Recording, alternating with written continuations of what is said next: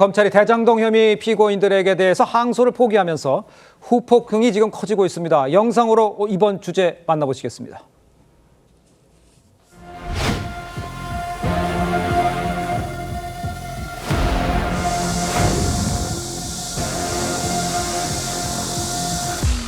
검찰은 권력의 외압에 스스로 굴복해 스스로 항소 포기라는 결정을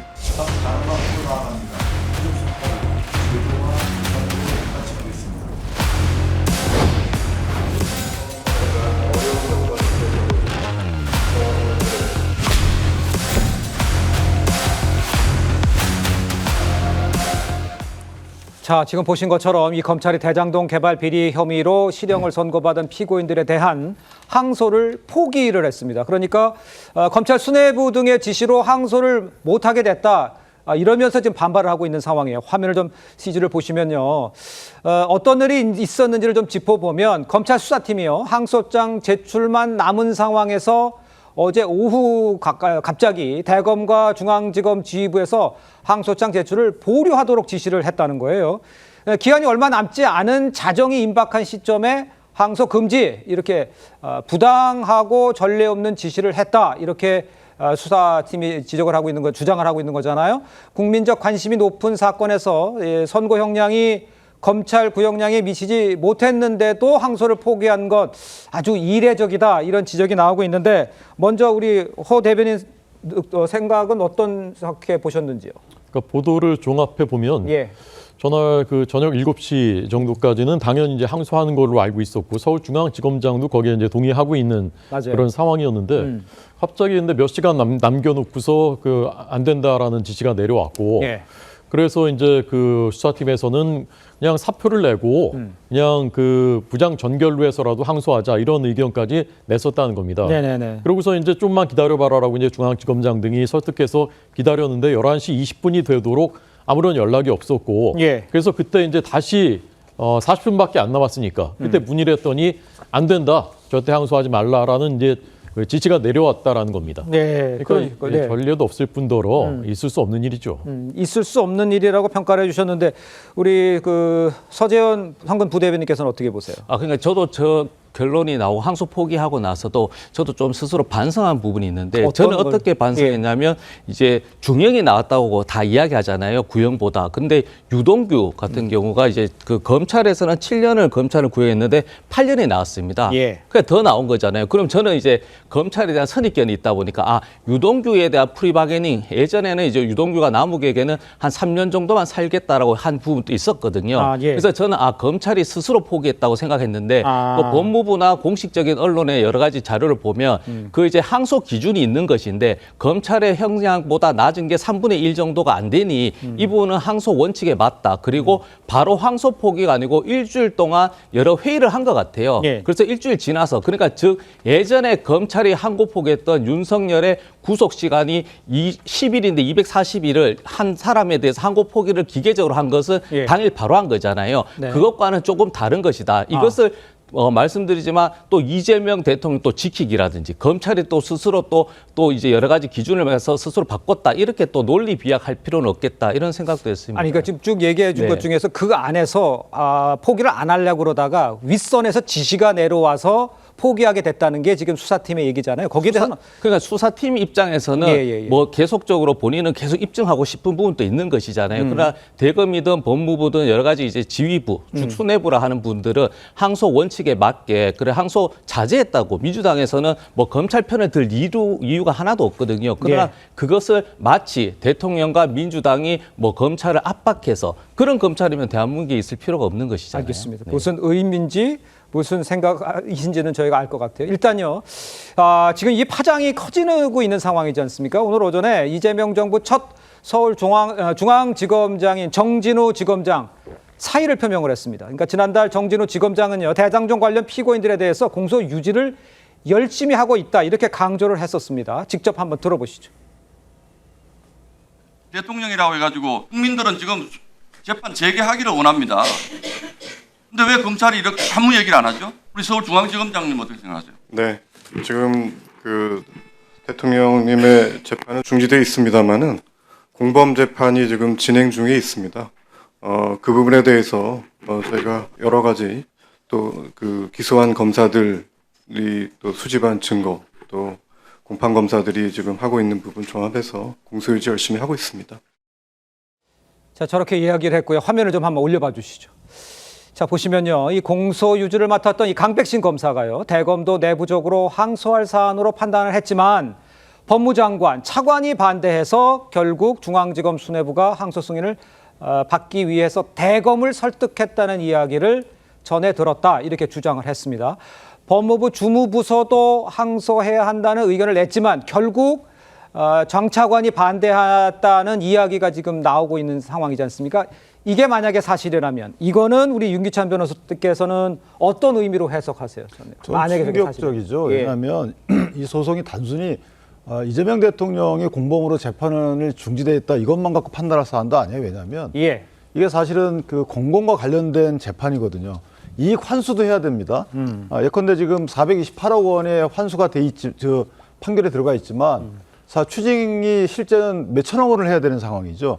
그거를 위해서 검찰이 항소를 통해 가지고 그 추징을 얻어내야 되는 상황이 있는 거예요. 네. 이거 어디로 연결되냐면 현재 성남에 있는 성남도계공 도시개발공사가 사실 저러분들을 상대로 소송 중에 있단 말이에요. 그럼 거기서 소송을 통해서 성남시가 환수해야 되는데 이 그 형사소송에서 이렇게 만약에 항소 포기해버리면요. 예. 이거 할 수 있는 방법이 없어요. 아하. 또 하나는 이게 그 특정 경제범죄처벌법에 따르면 이득액이 50억 이상이면 사형 살인죄하고 비슷한 법정형입니다. 무기 또는 5년 이상이에요. 예. 근데 업무상 배임으로 가게 되면 10년 이하입니다. 그러면 이재명 대통령이 직접적인 이득을 받는 거죠. 아. 그리고 이재명 대통령이 이전에 이거 기계적인 항소하지 말라 이렇게 얘기했잖아요. 그렇습니다. 그게 연결돼가지고 만약에 법무장관이 여기에 관련돼 있다 그러면 저건 직권남용이라고 저는 생각합니다. 왜냐하면 지금 검찰총장도 없어요. 검찰총장 직무대행 중입니다. 그렇죠. 그런데 여러 가지 행위에 대해서 중앙지검장이 사표를 낸 것은 굉장히 상징적인 의미가 있는 거예요. 예. 이 사표에 모든 의미가 있습니다. 이거는 나는 어떤 뭐 압력을 받았기 때문에 어쩔 수 없이 했지만 양심상 나는 저 직을 유지할 수 없다. 사표를 던진 거잖아요. 네네. 또 하나는 만약에 이런 논리라면요. 지금 법무장관이 그 카카오의 김범수 씨에 대해서 네. 무죄 나온 거를 항소했잖아요. 기계적 항소 중에 하나죠. 특히나 재판부가 뭐라 그랬냐면 야 이거 문제가 있다. 별거 수사다. 그리고 허위 자백을 받아냈다. 이거를 적시했는데도 불구하고 그 항소에 대해서는 왜 아무런 검찰총장, 법무장관이 수사 지휘를 안 하죠? 그리고 기동민 의원에 대해서 무죄 나온 것도 아무 말이 없어요. 그거 항소했습니다. 무죄 나온 것도 저렇게 항소하는 거에 대해서 아무런 문제 제기를 안 하는데 이와 같이 공익과 관련된 여러 가지 논점이 많고 또 이재명 대통령과 관련돼 있다고 보여지는 이 재판에 대해서 법무장관이 만약에 법무부나 이런 데서 그런 의사표시를 했다. 그런 여러 가지 조언을 했다. 압력을 했다. 이건 큰일인 거죠. 예. 이거는 특정인을 위해서 공공의 이익까지 포기하는 이건 이 공직자로서 있을 수 없는 일이죠. 만약에 그랬다면. 예, 알겠습니다. 일단 민주당이 이야기하는 것처럼 항소 자제 이런 건 아니다라는 얘기를 쭉 해주셨는데 일단 그 장동혁 대표는 죄는 아버지가 저지르고 왜 아들이 사퇴하냐면서 책임질 사람은 따로 있다 이런 입장을 보였습니다. 전체적으로 이게 진짜 항소 자제 정도로 얘기할 수 있는 문제인지 여기에 대해서는 조기현 변호사께서는 어떻게 보세요? 뭐 저는 그럴 수 있다고 봅니다. 그렇습니까? 예, 지금 그리고 뭐 장동혁 대표 얘기하시는 거는 이재명 대통령이 네. 이 배임 사건에 책임이 있는 것처럼 이 전제해 놓고 말씀하시는데 예. 이번에 유동규 사건에서도 당시 이재명 성남시장은 이들의 유착 관계를 모르고 있는 상태에서 자유롭게 의사결정을 했다고 판시하고 있습니다. 예. 그러면 적어도 이 사건에서 이재명 대통령과의 관계는 끊어진 사건이어서요. 직접적 이해관계를 갖고 그 배경하에 정성호 법무부 장관이 압력을 행사했다. 이렇게 볼 수 없는 겁니다. 그리고 법무부 장관은 이 검찰청법에 의해서 검사에 대해 지휘감독권이 있습니다. 네. 그래서 뭐 직접 지휘를 해서 항소하지 말라는 지휘를 한 것도 아니고 의견을 냈다는 정도이고 네네. 그 의견은 최근에 어떤 분위기, 검찰의 무분별한 항소 관행 이 부분을 바로 잡아야 된다. 이게 세계적인 어떤 법적인 현상과도 맞지 않다는 측면이 제기되고 있던 차원이었고요. 예. 더군다나 이 1심 사건은 말씀하신 대로 검찰의 구형보다 높이 선고된 사람도 있고요. 예. 법리 같은 경우 아까 특경가법상 배임 같은 경우에도 네. 이 이득액 산정이 불가하다는 이유로 무죄 선고가 나왔습니다. 그러면 실제 4천 몇억 그때의 이익이 있다고 하더라도 이게 추징해서 환수될 수 있는 이익으로 항소를 한다고 해서 확정되기 어려운 사건입니다. 그러면 네네네. 이런 것을 종합적으로 보면 최근에 항소를 자제해야 된다는 어떤 분위기, 이걸 검찰이 종합적으로 검토해서 내린 것이지, 이게 이재명 대통령의 어떤 관계성, 그리고 압력, 정성호 장관을 통한 압력, 왜 이렇게 해석되는지 모르겠고, 여기에 대해서 집단적으로 반발하는 검찰은 이 정치적 배경이 더 있다고 봅니다. 아니 그러니까 이제 그렇게 이제 얘기를 하는데 요 녹취를 한번 들어보시죠. 이제 법무부 이제 장차관의 이 항소 반대가 영향을 미쳤다 이런 주장이 지금 계속 나오고 있는 거잖아요. 글쎄요, 뭐 다른 기관에서 압박을 했는지도 모르겠습니다만, 나와 있는 거 없습니다만, 일단 정성호 법무장관 지난 7월에 개별 사건에 대한 지시는 바람직하지 않다고 이렇게 밝혔었습니다. 한번 들어보시죠. 본인이 법무부 장관으로 있는 동안에 대통령에 대한 기존 기소된 사건에 대해서 공소 취소하는 것은 적절하지 않다. 그런 일 없을 것이다. 이런 분명한 의지 표명이 있어야 된다고 생각을 합니다. 법무부 장관이 구체적 사건에 관련해 갖고서 특히 정치적 오해를 받을 수 있는 사건에 대해서 지시하거나 지휘하는 건 바람직하지 않다는 생각을 갖고 있습니다. 그런 입장에서 우리 의원님들이 걱정하시는 것처럼 제가 구체적 또는 개별적 사건에 대해서 이렇게 해라 저렇게 해라 하는 것들은 거의 없을 거다. 자, 저렇게 이야기를 했었었는데, 일단 국민의힘 송원석 원내대표는 항소 포기 외압의 윗선을 규명하라면서 정성호 장관과 검찰총장 대행의 사퇴를 촉구하고 있고, 물론 여러 가지 가능성이 제기되고 있습니다만, 핵심은 지금 검찰이 수사를 하다가 항소를 하려고 그러는데, 물론 검찰 법무부인지는 모르겠습니다만 여러 가지에서 그런 압력이 왔기 때문에 결국은 하려고 그러다 못했다. 이게 이제 팩트라고 볼 수 있는 거 아니겠어요? 어떻게 보세요? 그러니까요. 지금 그 두 분 말씀하신 대로 자연스럽게 이게 항소 자제 분위기 속에서 그런 것이라면 왜 몇 시간 남겨두고 그게 갑자기 뒤집어지냐고요.